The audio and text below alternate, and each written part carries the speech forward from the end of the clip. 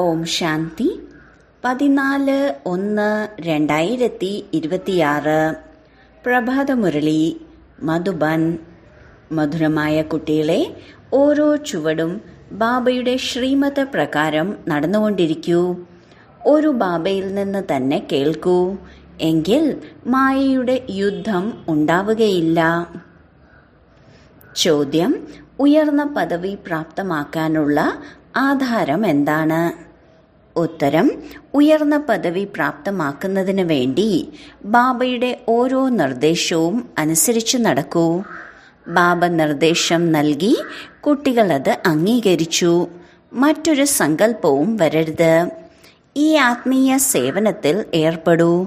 നിങ്ങൾക്ക് മറ്റൊരാളുടെയും ഓർമ്മ വരരുത്. താങ്കൾ മരിച്ചാൽ ലോകവും മരിച്ചു. അതായത് താങ്കൾ പരിവർത്തനപ്പെട്ടാൽ ലോകവും പരിവർത്തനപ്പെടും. അപ്പോൾ ഉയർന്ന പദവി നേടാൻ സാധിക്കും. ഗീതം: അങ്ങയെ നേടിയ ഞങ്ങൾ. ഓം ശാന്തി. മധുരമധുരമായ ആത്മീയ കുട്ടികൾ, ഈ ഗീതം കേട്ടുവല്ലോ. അത് ഭക്തിമാർഗത്തിൽ പാടാറുള്ളതാണ്. ഈ സമയം ബാബ ഇതിൻ്റെ രഹസ്യം മനസ്സിലാക്കി തരികയാണ്. കുട്ടികളും മനസ്സിലാക്കുന്നുണ്ട്. നമ്മളിപ്പോൾ ബാബയിൽ നിന്നും പരിധിയില്ലാത്ത സമ്പത്ത് നേടിക്കൊണ്ടിരിക്കുകയാണ്. ആ രാജ്യം നമ്മളിൽ നിന്ന് ആർക്കും തട്ടിയെടുക്കാൻ സാധിക്കുകയില്ല. വാസ്തവത്തിൽ ആസുരീയ മതത്തിലൂടെ ആദ്യം രാവണനാണ് തട്ടിയെടുത്തത്. ഈ കുരങ്ങന്മാരുടെ ചിത്രമുണ്ടാക്കിയിട്ടുള്ളത് മോശമായത് കാണരുത്, മോശമായത് കേൾക്കരുത്. ഇതിലും എന്തെങ്കിലും രഹസ്യം ഉണ്ടായിരിക്കും. ബാബ മനസ്സിലാക്കി തരികയാണ്. ഒരു വശത്ത് രാവണന്റെ ആസുരീയ സമ്പ്രദായങ്ങളാണ്. അവർക്ക് ബാബയെ അറിയുകയില്ല. മറുവശത്ത് നിങ്ങൾ കുട്ടികളും. ബാബ ഇദ്ദേഹത്തിലൂടെയാണ് കേൾപ്പിക്കുന്നതെന്ന് ആദ്യം നിങ്ങൾക്കും അറിയില്ലായിരുന്നു. ഇദ്ദേഹം വളരെയധികം ഭക്തി ചെയ്തിട്ടുണ്ട്. ഇദ്ദേഹത്തിൻ്റെ ഇത് വളരെ ജന്മങ്ങളുടെ അന്തിമ ജന്മമാണ്. ഇദ്ദേഹം ആദ്യം പാവനമായിരുന്നു, പിന്നീട് പതീതമായി മാറി. ഇദ്ദേഹത്തെ എനിക്കറിയാം. ഇപ്പോൾ നിങ്ങൾ മറ്റൊരാളിൽ നിന്ന് കേൾക്കാതിരിക്കൂ. ബാബ പറയുകയാണ്, ഞാൻ നിങ്ങൾ കുട്ടികളോടാണ് സംസാരിക്കുന്നത്. അതെ, ഏതെങ്കിലും മിത്രസംബന്ധികളെ കൊണ്ടുവരികയാണെങ്കിൽ കുറച്ചെന്തെങ്കിലും സംസാരിക്കാം. പവിത്രമായി മാറണം. ആദ്യത്തെ കാര്യം ഇതുതന്നെയാണ്. അപ്പോഴേ ബുദ്ധിയിൽ ധാരണ ഉണ്ടാവുകയുള്ളൂ. ഇവിടുത്തെ നിയമങ്ങൾ വളരെ കടുത്തതാണ്. 7 ദിവസത്തെ ഭട്ടിയിൽ ഇരിക്കണമെന്ന് ആദ്യം പറയുമായിരുന്നു. ഒരാളുടെയും ഓർമ്മ വരരുത്. കത്തും അയക്കരുത്. എവിടെ വേണമെങ്കിലും ഇരുന്നോളൂ, പക്ഷെ മുഴുവൻ ദിവസവും ഭട്ടിയിൽ ഇരിക്കണം. ഇപ്പോൾ നിങ്ങൾ ഭട്ടിയിലിരുന്ന് പിന്നെ പുറത്തു പോകും. ചിലർ ആശ്ചര്യത്തോടെ കേൾക്കും, പറഞ്ഞു കൊടുക്കും, അഹോ മായ, പിന്നീട് ഓടിപ്പോകും. ഇത് വളരെ ഉയർന്ന ലക്ഷ്യമാണ്. ബാബ പറയുന്നത് അംഗീകരിക്കുകയില്ല. ബാബ പറയുന്നു, നിങ്ങൾ വാനപ്രസ്ഥിയാണ്. പിന്നെ എന്തുകൊണ്ടാണ് വെറുതെ കുടുങ്ങിപ്പോകുന്നത്? നിങ്ങൾ ഈ ആത്മീയ സേവനത്തിൽ മുഴുകിയിരിക്കൂ. നിങ്ങൾക്ക് മറ്റൊരാളുടെയും ഓർമ്മ വരരുത്. നിങ്ങൾ മരിച്ചാൽ ലോകവും മരിച്ചു. അപ്പോഴേ ഉയർന്ന പദവി ലഭിക്കുകയുള്ളൂ. നരനിൽ നിന്നും നാരായണനാവുക, ഇതാണ് നിങ്ങളുടെ പുരുഷാർത്ഥം. ഓരോ ചുവടും ബാബയുടെ നിർദ്ദേശമനുസരിച്ച് നടക്കണം. പക്ഷേ ഇതിലും ധൈര്യം ഉണ്ടായിരിക്കണം. കേവലം പറയാൻ മാത്രമുള്ള കാര്യമല്ല. മോഹത്തിൻ്റെ ചരട് ചെറുതുമല്ല. നഷ്ടമോഹയായി മാറണം. എനിക്ക് ഒരേയൊരു ശിവബാബ, രണ്ടാമതൊരാളില്ല. നമ്മൾ ബാബയുടെ ശരണത്തിലേക്ക് വന്നിരിക്കുകയാണ്. ഞങ്ങൾ ഒരിക്കലും വിഷം നൽകില്ല. നിങ്ങൾ ഈശ്വരൻ്റെ അടുത്തേക്ക് വരുമ്പോൾ മായയും നിങ്ങളെ വിടുകയില്ല. വളരെ ശല്യപ്പെടുത്തും. വൈദ്യർ പറയാറുണ്ട്, ഈ മരുന്നിലൂടെ ആദ്യം എല്ലാ രോഗവും പുറത്തു വരും. പേടിക്കരുത്. ഇവിടെയും അതുപോലെയാണ്. മായ വളരെയധികം ബുദ്ധിമുട്ടിക്കും. വാനപ്രസ്ഥ അവസ്ഥയിൽ പോലും വികാരങ്ങളുടെ സങ്കല്പങ്ങൾ കൊണ്ടുവരും. മോഹം ഉൽപ്പന്നമാകും. ബാബ ആദ്യമേ പറഞ്ഞിട്ടുണ്ടായിരുന്നു, ഇതെല്ലാം ഉണ്ടാകും. ഏതുവരെ ജീവിച്ചിരിക്കുന്നുവോ അതുവരെ മായയുമായി ബോക്സിംഗ് നടന്നുകൊണ്ടിരിക്കും. മായയും യോദ്ധാവായി മാറി നിങ്ങളെ വിടുകയേയില്ല. ഇതും ഡ്രാമയിൽ അടങ്ങിയിട്ടുള്ളതാണ്. വികൽപ്പങ്ങളെ കൊണ്ടുവരാതിരിക്കൂ. ഇങ്ങനെ ഞാൻ മായയോട് പറയുകയില്ല, ബാബ കൃപ കാണിക്കൂ എന്ന് വളരെ പേർ എഴുതാറുണ്ട്. ഞാൻ ആരിലും കൃപ കാണിക്കുകയില്ല. ഇവിടെ നിങ്ങൾക്ക് ശ്രീമതപ്രകാരം നടക്കണം. കൃപ ചെയ്താൽ എല്ലാവരും മഹാരാജാക്കന്മാരായി മാറും. ഡ്രാമയിൽ ഇങ്ങനെയില്ല. എല്ലാ ധർമ്മത്തിലുള്ളവരും വരും. ആരെല്ലാമാണോ മറ്റുള്ള ധർമ്മങ്ങളിലേക്ക് മാറിപ്പോയിട്ടുള്ളത് അവർ വരും. ഇവിടെ തൈ നട്ടുകൊണ്ടിരിക്കുകയാണ്. ഇതിലാണ് പരിശ്രമം. ആരെല്ലാമാണോ പുതുതായി വരുന്നത് അവരോട് പറയണം, ബാബയെ ഓർമ്മിക്കൂ. ശിവ ഭഗവാന്റെ മഹാവാക്യമാണ്. കൃഷ്ണൻ 84 ജന്മങ്ങളിൽ വരുന്നുണ്ട്. അനേക മതങ്ങൾ, അനേക കാര്യങ്ങൾ. ഇത് ബുദ്ധിയിൽ പൂർണ്ണമായും ധാരണ ചെയ്യണം. നമ്മൾ പതീതരായിരുന്നു. ഇപ്പോൾ ബാബ പറയുന്നു, നിങ്ങൾ എങ്ങനെയെങ്കിലും പാവനമായി മാറൂ. കൽപ്പം മുൻപും പറഞ്ഞിട്ടുണ്ടായിരുന്നു, എന്നെ മാത്രം ഓർമ്മിക്കൂ, ഞാൻ സർവരുടെയും സദ്ഗതി ചെയ്യാൻ വന്നിരിക്കുകയാണ്. ഭാരതവാസികൾ തന്നെയാണ് ഉയർന്നവരായി മാറുന്നത്. പിന്നീട് 84 ജന്മങ്ങളെടുത്ത് താഴേക്ക് ഇറങ്ങി വന്നു. പറയൂ, നിങ്ങൾ ഭാരതവാസികൾ തന്നെയാണ് ദേവീ ദേവതകളുടെ പൂജ ചെയ്യുന്നത്. ഇവർ ആരാണ്? അവർ സ്വർഗത്തിന്റെ അധികാരി ആയിരുന്നല്ലോ. ഇപ്പോൾ എവിടെയാണ്? ആരാണ് 84 ജന്മം എടുക്കുന്നത്? സത്യയുഗത്തിലും ഈ ദേവീ ദേവതകളായിരുന്നു. ഇപ്പോൾ വീണ്ടും മഹാഭാരത യുദ്ധത്തിലൂടെ എല്ലാവരുടെയും വിനാശം ഉണ്ടാകണം. ഇപ്പോൾ എല്ലാവരും പതീത തമോപ്രധാനമാണ്. ഞാനും ഇവരുടെ അന്തിമ ജന്മത്തിലാണ് വന്ന് പ്രവേശിക്കുന്നത്. ഇവർ പൂർണ്ണ ഭക്തനായിരുന്നു. നാരായണന്റെ പൂജ ചെയ്യുമായിരുന്നു. ഇതിൽ തന്നെ പ്രവേശിച്ച് പിന്നെ ഇവരെ നാരായണനാക്കി മാറ്റുന്നു. ഇപ്പോൾ നിങ്ങൾക്ക് തന്നെ പുരുഷാർത്ഥം ചെയ്യണം. ഈ ദൈവിക രാജധാനി സ്ഥാപിച്ചുകൊണ്ടിരിക്കുകയാണ്. മാല ഉണ്ടാക്കുന്നുണ്ടല്ലോ. മുകളിൽ നിരാകാരനായ പൂവും താഴെ ജോഡി യുഗളും. ശിവ് ബാബയ്ക്ക് തൊട്ട് താഴെ ഇവരാണ് ഇരിക്കുന്നത്. ജഗത് പിതാവായ ബ്രഹ്മാവും ജഗത് മാതാവായ സരസ്വതിയും. ഇപ്പോൾ നിങ്ങൾ പുരുഷാർത്ഥത്തിലൂടെ വിഷ്ണുപുരിയുടെ അധികാരിയായി മാറുകയാണ്. ഭാരതം എന്റേതെന്ന് പ്രജകളും പറയുന്നുണ്ടല്ലോ. ഞങ്ങൾ വിശ്വത്തിന്റെ അധികാരികളാണെന്ന് നിങ്ങളും പറയുന്നുണ്ട്. നമ്മൾ രാജ്യം ഭരിക്കും. മറ്റൊരു ധർമ്മവും അപ്പോൾ ഉണ്ടായിരുന്നില്ല. ഇങ്ങനെ പറയുകയില്ല, ഇത് ഞങ്ങളുടെ രാജധാനിയാണ്, മറ്റാരുടെയും രാജധാനിയല്ല എന്ന്. ഇവിടെയാണെങ്കിൽ എല്ലാവരും എൻ്റെ, നിന്റെ എന്ന് പറയുന്നവരാണ്. അവിടെ അങ്ങനെയുള്ള കാര്യമേയില്ല. അതിനാൽ ബാബ ഇപ്പോൾ മനസ്സിലാക്കി തരികയാണ്, കുട്ടികളെ, മറ്റെല്ലാ കാര്യങ്ങളും വിട്ട് എന്നെ മാത്രം ഓർമ്മിക്കുകയാണെങ്കിൽ വികർമ്മം വിനാശമാകും. ആരെങ്കിലും മുന്നിലിരുന്ന് യോഗം ചെയ്യിപ്പിക്കുക, ദൃഷ്ടി നൽകുക, ഇങ്ങനെയല്ല. ബാബ പറയുന്നത് ഇതാണ്, നടക്കുമ്പോഴും കറങ്ങുമ്പോഴും ബാബയുടെ ഓർമ്മയിൽ ഇരിക്കണം. തൻ്റെ ചാർട്ട് വയ്ക്കൂ. മുഴുവൻ ദിവസത്തിലും എത്ര ഓർമ്മിച്ചു? രാവിലെ എഴുന്നേറ്റ് എത്ര സമയം ബാബയോട് സംസാരിച്ചു? ഇന്ന് ബാബയുടെ ഓർമ്മയിൽ ഇരുന്നോ? ഇങ്ങനെ സ്വയം തനിക്ക് വേണ്ടി പരിശ്രമിക്കണം. ജ്ഞാനം ബുദ്ധിയിലാണ് ഉള്ളത്. പിന്നെ മറ്റുള്ളവർക്കും മനസ്സിലാക്കി കൊടുക്കണം. കാമം മഹാശത്രുവാണെന്ന് ഒരാളുടെയും ബുദ്ധിയിൽ വരുന്നില്ല. 2-4 വർഷം വരെ ഇരുന്ന് പിന്നീട് മായയുടെ ശക്തിയായ അടിയേൽക്കുമ്പോൾ വീണുപോകുന്നു. പിന്നീട് എഴുതും, ബാബ ഞാൻ മുഖം കറുപ്പിച്ചു. ബാബയും എഴുതാറുണ്ട്, മുഖം കറുപ്പിച്ചവർക്ക് 12 മാസം ഇവിടെ വരാൻ അനുവാദമില്ല. നിങ്ങൾ ബാബയോട് പ്രതിജ്ഞ ചെയ്ത് വീണ്ടും വികാരത്തിലേക്ക് വീണു എൻ്റെ അടുത്തേക്ക് ഒരിക്കലും വരരുത്. ലക്ഷ്യം ഉയർന്നതാണ്. ബാബ വരുന്നത് തന്നെ പതീതത്തിൽ നിന്നും പാവനമാക്കി മാറ്റാനാണ്.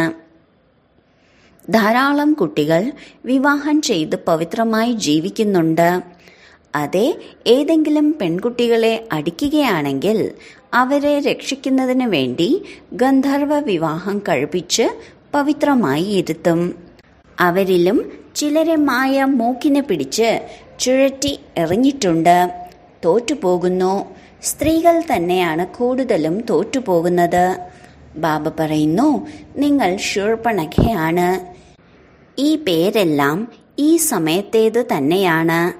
ഇവിടെ ബാബ ഒരു വികാരിയെയും ഇരുത്താൻ അനുവദിക്കുകയില്ല. ഓരോ ചുവടുകളിലും ബാബയിൽ നിന്ന് നിർദ്ദേശം എടുത്തുകൊണ്ടിരിക്കണം.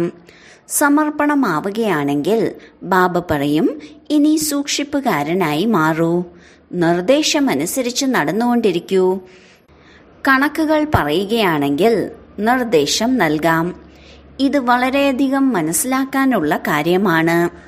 നിങ്ങൾ ഭോഗെല്ലാം സമർപ്പിച്ചോളൂ, പക്ഷെ ഞാൻ കഴിക്കുകയില്ല, ഞാൻ ദാതാവാണ്. ശരി, വളരെ കാലത്തെ വേർപാടിന് ശേഷം തിരികെ കിട്ടിയ മധുരമധുരമായ സന്താനങ്ങൾക്ക് മാതാവും പിതാവുമായ ബാബ്ദാദയുടെ സ്നേഹസ്മരണകളും പുലർക്കാല വന്ദനവും. ആത്മീയ പിതാവിൻ്റെ ആത്മീയ കുട്ടികൾക്ക് നമസ്കാരം. രാത്രി ക്ലാസ് 15/6/1968. എന്താണോ കഴിഞ്ഞുപോയത് അതിനെ പുനഃപരിശോധിക്കുന്നതിലൂടെ ദുർബല മനസ്കർക്ക് അവരുടെ ദുർബലതയും ഓർമ്മയിൽ വരും. അതിനാൽ കുട്ടികൾക്ക് ഡ്രാമയുടെ പാളത്തിൽ തന്നെ ഉറച്ചിരിക്കണം. മുഖ്യമായും ഓർമ്മയിൽ തന്നെയാണ് പ്രയോജനമുള്ളത്. ഓർമ്മയിലൂടെ തന്നെയാണ് ആയുസ്സും വർദ്ധിക്കുക. ഡ്രാമയെക്കുറിച്ച് കുട്ടികൾ മനസ്സിലാക്കി കഴിഞ്ഞാൽ പിന്നെ ചിന്തയേ ഉണ്ടാവുകയില്ല. ഡ്രാമയിൽ ഇപ്പോൾ ജ്ഞാനം പഠിക്കുകയും പഠിപ്പിക്കുകയുമാണ് നടന്നുകൊണ്ടിരിക്കുന്നത്. പിന്നീട് ഈ പാർട്ടും അവസാനിക്കും. നമ്മുടെ പാർട്ടും ഉണ്ടാവുകയില്ല, ബാബയുടെ പാർട്ടും ഉണ്ടാവുകയില്ല.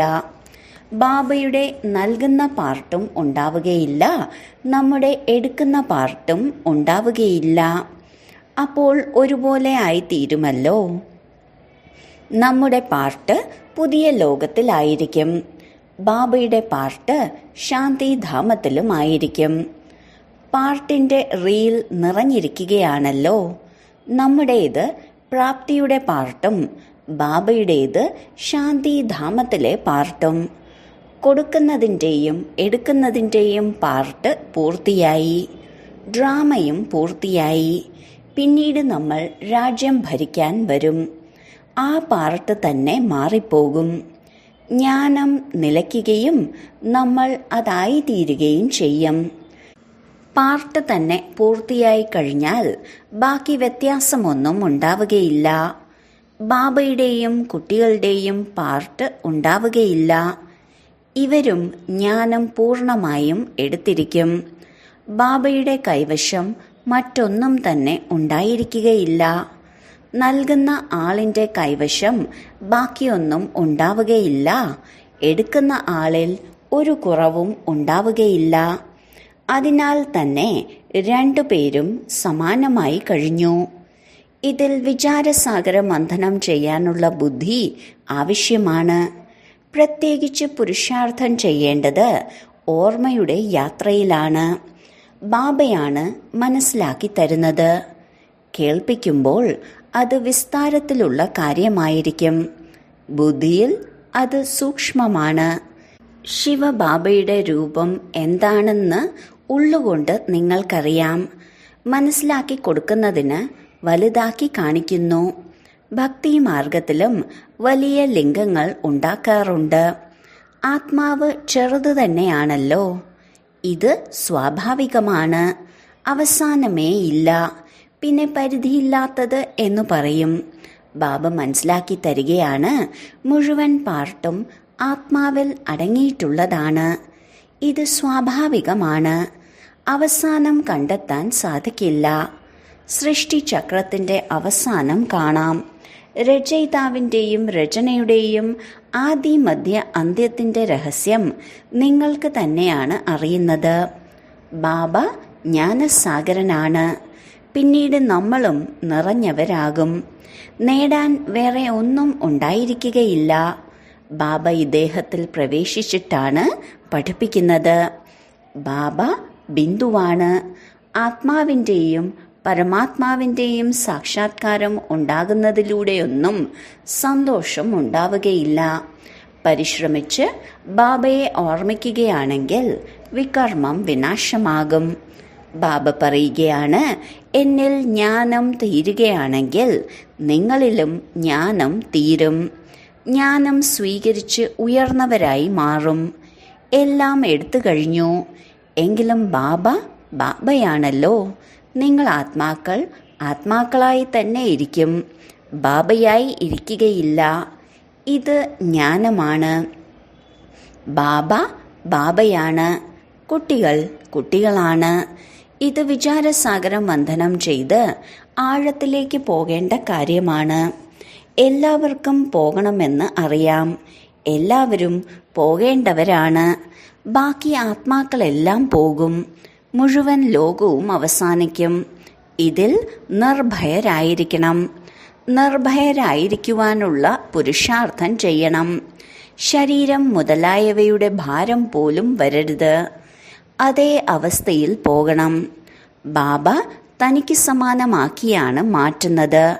നിങ്ങൾ കുട്ടികളും തനിക്ക് സമാനമാക്കി മാറ്റിക്കൊണ്ടിരിക്കണം. ഒരു ബാബയുടെ ഓർമ്മ മാത്രമായിരിക്കാനുള്ള പുരുഷാർത്ഥം ചെയ്യണം.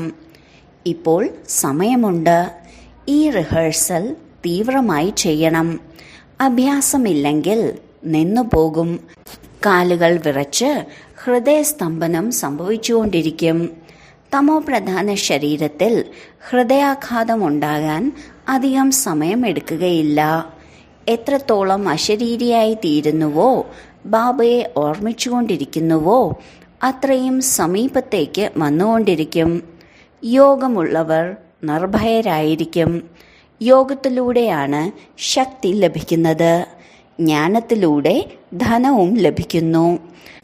കുട്ടികൾക്ക് ശക്തിയാണ് വേണ്ടത്. അതിനാൽ ശക്തി നേടുന്നതിന് വേണ്ടി ബാബയെ ഓർമ്മിച്ചുകൊണ്ടേയിരിക്കൂ. ബാബയാണ് അവിനാശി സർജൻ. ബാബ ഒരിക്കലും രോഗി ആവുകയില്ല. ഇപ്പോൾ ബാബ പറയുകയാണ്, നിങ്ങൾ തൻ്റെ അവിനാശി മരുന്ന് കഴിച്ചുകൊണ്ടിരിക്കൂ. ഞാൻ ഇങ്ങനെയുള്ള സഞ്ജീവനി മരുന്നാണ് നൽകുന്നത്.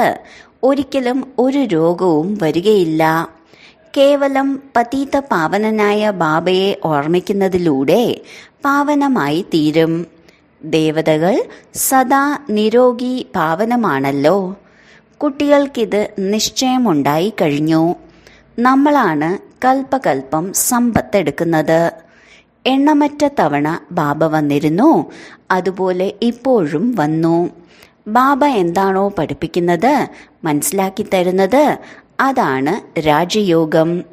ഗീത മുതലായവ ഭക്തിമാർഗത്തിലേതാണ്.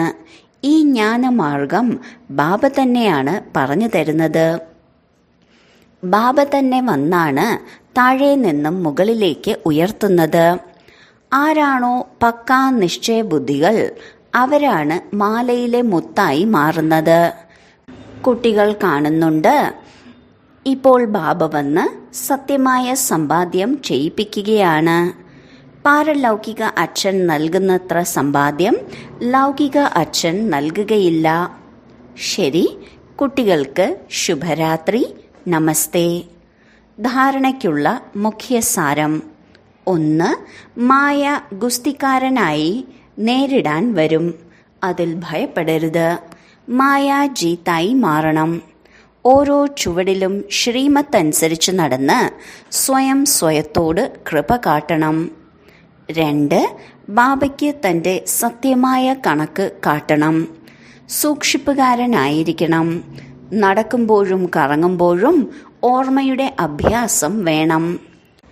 വരദാനം: ആത്മീയ റോസാ പുഷ്പമായി ദൂരെ ദൂരെ വരെ ആത്മീയ സുഗന്ധം പരത്തുന്ന ആത്മീയ സേവാധാരിയായി ഭവിക്കട്ടെ.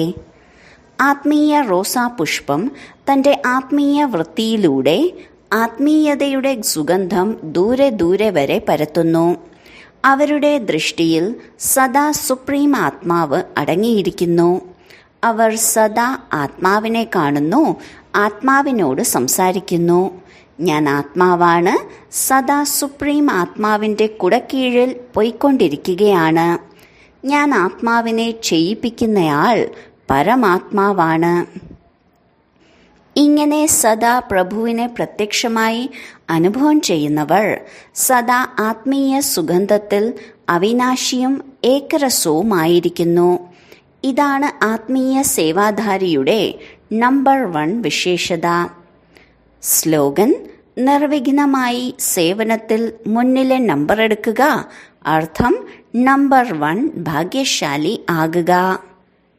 അവ്യക്ത സൂചന: ഈ അവ്യക്ത മാസത്തിൽ ബന്ധനമുക്തമായി ജീവൻ മുക്തി സ്ഥിതിയുടെ അനുഭവം ചെയ്യൂ.